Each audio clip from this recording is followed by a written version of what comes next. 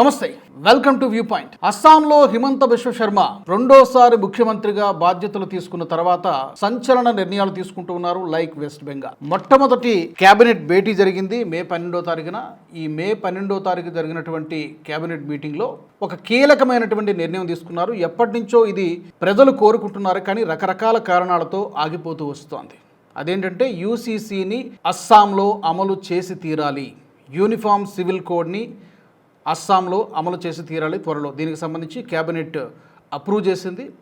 దీనికి సంబంధించి మే 21వ తారీఖు నుంచి కూడా అసెంబ్లీ సమావేశాలు జరగబోతున్నాయి. మే 26వ తారీఖున 21 నుంచి అసెంబ్లీ స్టార్ట్ అవుతుంది. మే 26వ తారీఖున ఈ బిల్లుని, యూసీసీకి సంబంధించినటువంటి బిల్లుని అసెంబ్లీలో ప్రవేశపెట్టబోతున్నారు. తర్వాత ఓటింగ్ జరుగుతుంది. దాన్ని పాస్ చేసిన తర్వాత బిల్లు కాస్త చట్టంగా మారుతుంది. సో ఈ యూసీసీ అనేది ఇప్పటి వరకు కేవలం 3 రాష్ట్రాల్లో మాత్రమే అమల్లో ఉంది. నిజానికి ఇది దేశవ్యాప్తంగా అమలు చేయాల్సినటువంటి చట్టం. ఆ రోజున అంబేద్కర్ గారు కూడా చెప్పినటువంటి విషయం ఇది. రకరకాల రాజకీయ కారణాలతో, పొలిటికల్ రీజన్స్ తోటి ఇది అలా డిలే అవుతూ వస్తుంది. కొన్ని రాజకీయ పార్టీలు దీన్ని వ్యతిరేకిస్తూ ఉన్నాయి. ఇప్పుడు అస్సాంలో త్వరలో ఇది అమలు జరిగేటువంటి అవకాశం ఉంది. హిమంత బిశ్వ శర్మ యాక్షన్లోకి దిగారు. ఇందులో ఆయన 2 ప్రధానంగా పెట్టుకున్నారు. ఈ కేబినెట్ భేటీలో ప్రధానంగా చర్చకొచ్చినటువంటివి వెస్ట్ బెంగాల్లో లాగానే ఇక్కడ కూడా బంగ్లాదేశీ అక్రమ చొరబాటుదారులను ఏరిపారేసేటువంటి ప్రయత్నం చాలా తీవ్రంగా జరగబోతోంది. గతంలో జరిగింది.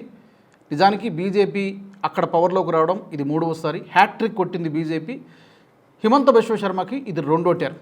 గత టర్మ్లో ఏదైతే చేశారో అక్రమ చొరబాటుదారుల విషయంలో, అది మయన్మార్ నుంచి వచ్చినటువంటి రోహింగ్యాలు కావచ్చు, లేదా బంగ్లాదేశ్ నుంచి వచ్చినటువంటి అక్రమ చొరబాటుదారులు కావచ్చు, వీళ్ళందరి విషయంలో ఎంత కఠినంగా వ్యవహరించారో ఈసారి మరింత కఠినంగా వ్యవహరించబోతున్నాం.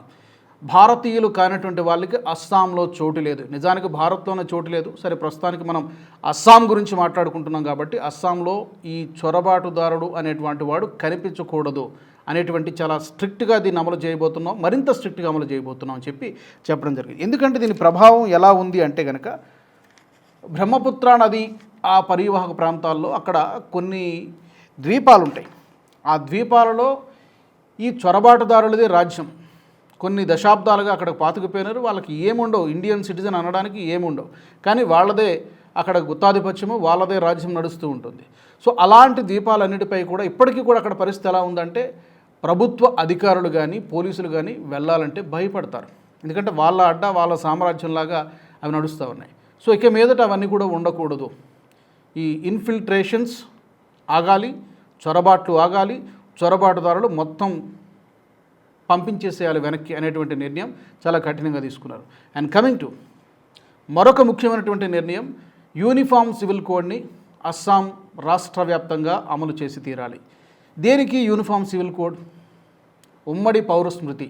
అంటే ఒక దేశంలో సివిల్ చట్టము ఒకటే ఉండాలి. ముస్లింలకైనా, హిందువులకైనా, ఏ ఇతర మతాలకైనా, క్రిస్టియన్లకైనా, బౌద్ధులకైనా ఒకటే చట్టం ఉండాలి. ఈ పర్సనల్ లాస్ ఏంటి? ఇది ఉండడానికి వీలు లేదు. ఎందుకంటే దీని కారణంగా దేశం చాలా నష్టపోయింది. ఏ విషయాలకు వర్తిస్తుంది యూసీసీ అంటే ప్రధానంగా చాలామందికి ఇది అవగాహన ఉండదు. ఊరికే యూసీసీ మాట్లాడతారు, కానీ ఏ విషయాలకు వర్తిస్తుందంటే, ఒకటి వివాహము, విడాకులు, వారసత్వము, ఈ ఆస్తి పంపకాలు, బాల్య వివాహాలు అడుగు దీంట్లోకి వస్తుంది. అవన్నీ కూడా చట్టవిరుద్ధం అవుతాయి. ఎందుకంటే బాల్య వివాహాలు 12 సంవత్సరాల అమ్మాయిలకు, 13 సంవత్సరాలు, 11 సంవత్సరాల అమ్మాయిలు కూడా వివాహం చేసేసుకోవడము. పర్టికులర్గా ముస్లిం సామాజిక వర్గంలో చాలామంది 4-5 వివాహాలు చేసుకోవడం ఇలా జరుగుతూ ఉంటుంది. తలాక్ చెప్పడము, ట్రిపుల్ తలాక్, ఇవన్నీ కూడా మనం చూసాం. అందుకని ట్రిపుల్ తలాక్ చట్టాన్ని రద్దు చేయడం జరిగింది. సో ఈ దుష్ట సాంప్రదాయాలన్నిటికీ చెక్ పెట్టాలి అంటే తప్పనిసరిగా యూసీసీ అమలు చేయాల్సిందే అనేటువంటి నిర్ణయాన్ని ముఖ్యమంత్రి హిమంత బిశ్వ శర్మ తీసుకున్నారు. మహిళల వారసత్వ హక్కులు, వివాహాలని కంపల్సరీగా రిజిస్ట్రేషన్ చేయించాలి. అలాగే విడాకుల్ని కూడా రిజిస్ట్రేషన్ చేయించాలి. 2 రిజిస్ట్రేషన్ కావాలి. తర్వాత ఈ లివ్ ఇన్ రిలేషన్షిప్స్కి సంబంధించి కూడా ఇదొక కొత్త ఫ్యాషన్ అయిపోయింది గత కొన్ని సంవత్సరాలుగా. ఎక్కడో పాశ్చాత్య సంస్కృతి నుంచి మన వాళ్ళు అంటించుకున్నటువంటి ఒక విధమైనటువంటి ఒక రోగం అది. సో లివ్ ఇన్ రిలేషన్షిప్స్ కూడా ఉన్నాయి. దీనికి సంబంధించి కూడా కొంత నియంత్రణ అవసరం. అలాగే ఆస్తి పంపకాలకు సంబంధించి కూడా మహిళలకు కూడా ఉండాలి. ఈ పర్టికులర్గా ఈ 4 అంశాలకు సంబంధించి అన్ని మతాలకు ఒకటే చట్టం వర్తిస్తుంది. హిందూ మతానికి ఒకలాగా, క్రిస్టియన్లకు ఒకలాగా, ముస్లింలకు ఒకలాగా ఉండకూడదు అని చెప్పి ఈ యూసీసీ చట్టాన్ని తీసుకురాబోతున్నారు. సంఖ్యాబలం కూడా ఒక థంపింగ్ మెజారిటీ వచ్చింది కాబట్టి అస్సాంలో కానీ బెంగాల్లో కానీ దానికి బిల్లు పాస్ కావడానికి పెద్దగా అడ్డంకులు ఉండకపోవచ్చు. డెఫినెట్గా అది ఓటింగ్ జరుగుతుంది. ఓటింగ్ తర్వాత బిల్లు కాస్త చట్టంగా మారిపోతుంది. మొదటి టర్మ్లోనే హిమంత బిశ్వ శర్మ వీటికి సంబంధించి చాలా గ్రౌండ్ వర్క్ చేశారు. బాల్య వివాహాలు జరగకుండా చాలా వరకు అడ్డుకున్నారు. ట్రిపుల్ తలాక్ని ఎలాగూ సుప్రీంకోర్టే రద్దు చేసింది. అయినప్పటికీ కూడా అక్కడక్కడ అమలవుతుంటే దాన్ని కూడా అస్సాంలో చాలా స్ట్రిక్ట్గా అమలు చేయడం జరిగింది. అలాగే ఇంకొక కీలకమైనటువంటి నిర్ణయం హిమంత బిశ్వ శర్మ తీసుకున్నటువంటి నిర్ణయాలలో ఫస్ట్ టర్మ్లో ప్రభుత్వ ధనంతో ప్రభుత్వం స్పాన్సర్ చేస్తున్నటువంటి మదర్సాలు ఏవైతే ఉన్నాయో వాటన్నింటినీ కూడా మదర్సా పరిధిలో నుంచి హై స్కూల్స్గా దాన్ని కన్వర్ట్ చేసి చేయడం జరిగింది. నిజంగా ఇది చాలా చాలా సాహసోపేతమైనటువంటి నిర్ణయం. ఒక వర్గానికి ఆగ్రహం తెప్పిస్తుంది అని తెలిసినప్పటికీ కూడా ఫర్ ద పబ్లిక్ ఇంట్రెస్ట్ కోసం, సొసైటీ కోసం ఈ ప్రభుత్వ ధనంతో నడిచేటువంటి ఈ మదర్సాలన్నింటినీ కూడా మూసేసి వాటిని గవర్నమెంట్ స్కూల్స్గా కన్వర్ట్ చేయడం జరిగింది. అలాగే అక్కడ సిలబస్ కూడా రాష్ట్ర వ్యాప్తంగా ఏ సిలబస్ అయితే బోధిస్తున్నారో అదే సిలబస్ని అక్కడ కూడా బోధించాలి. మతపరమైనటువంటి బోధనలు, మతపరమైనటువంటి విద్యను బోధించడానికి వీల్లేదు. ఎందుకంటే అది వాళ్ళని చాలా వరకు మదర్సాలలో జరిగేటువంటి ప్రక్రియ వాళ్ళకి ఈ రెగ్యులర్ సిలబస్కి దానికి సంబంధం ఉండదు. ఎక్కువగా కూడా వాళ్ళ బ్రెయిన్ వాష్ చేసి వాళ్ళని మొత్తం కూడా పొల్యూట్ చేసేటువంటి ప్రయత్నమే చాలా జరుగుతుంది. జిహాదీ పాఠాలు ఇవన్నీ కూడా మనం చాలా సందర్భాల్లో మాట్లాడుకున్నాం. అందుకని గవర్నమెంట్ స్పాన్సర్డ్ మదర్సాస్ అన్నింటినీ కూడా షట్ డౌన్ చేయించి వాటిని గవర్నమెంట్ స్కూల్స్గా మార్చడం జరిగింది. అందులో టీచింగ్ స్టాఫ్ కానీ, కరికులం కానీ, సిలబస్ కానీ మొత్తం కూడా దాన్ని ట్రాన్స్ఫార్మ్ చేయడం జరిగింది. సో ఇప్పుడు ఆ ప్రాసెస్ మరింత వేగంగా జరిగేటువంటి అవకాశం కనిపిస్తోంది. అలాగే షరియా చట్టం అనేటువంటి పేరు ఎత్తితే మాత్రం చాలా కఠినమైనటువంటి నిర్ణయాలు ఉండబోతున్నాయి. ఎందుకంటే దీన్ని ఎప్పుడూ లేదు, అసలు మన దేశంలో లేదు. అలాంటి చట్టాన్ని ఇంప్లిమెంట్ చేయాలని కానీ 4 పెళ్ళిళ్ళు, తలాక్ కానీ ఇలాంటివి ఏమీ కూడా నా రాష్ట్రంలో జరగనివ్వను అని చెప్పి ఆయన కంకణం కట్టుకొని కూర్చున్నారు. ఇప్పటికే ఇందాక నేను చెప్పాను స్టార్టింగ్లో, యూసీసీ 3 రాష్ట్రాల్లో అమల్లో ఉంది. ఒకటి ఉత్తరాఖండ్ రాష్ట్రంలో 2025వ సంవత్సరంలో అమల్లోకి తీసుకొచ్చారు. కానీ చిన్న చిన్న అమెండ్మెంట్స్ ఉన్నాయి. బట్ ఆ ప్రస్తుతానికైతే అక్కడ ఉత్తరాఖండ్ రాష్ట్రంలో తీసుకొచ్చారు. ఆ తర్వాత గుజరాత్లో కూడా తీసుకొచ్చారు. అక్కడ ప్రజల నుంచి ఎలాంటి అభ్యంతరాలు లేవు. ఇన్ఫ్యాక్ట్ ఆ రాష్ట్రాల్లో ఉన్నటువంటి ముస్లింలు కూడా ఈ యూసీసీ చట్టాన్ని స్వాగతించారు. అది నిజంగా ఆశ్చర్యం. ఆ తర్వాత ఇక గోవా ఇప్పుడు కాదు, ఎప్పుడో ఇండిపెండెన్స్ 1960s ఆ ప్రాంతం నుంచి కూడా గోవాలో యూసీసీ అమలు జరుగుతోంది. సో ప్రస్తుతానికి 3 రాష్ట్రాల్లో యూసీసీ అమలు జరుగుతోంది. 4వ రాష్ట్రంగా అస్సాం కాబోతోంది. ఎలాంటి అడ్డంకులు లేకుండా ఉంటాయి. అడ్డంకులు ఉండకపోవచ్చు, ఎందుకంటే నెంబర్ మ్యాటర్స్ కాబట్టి, కావాల్సినంత సంఖ్యాబలం ఉంది కాబట్టి ఈ బిల్లు కాస్త 26వ తారీఖున మే 26వ తారీఖున ప్రవేశపెడతారు. ఆ తర్వాత దీన్ని చట్టంగా అది మారిపోతుంది.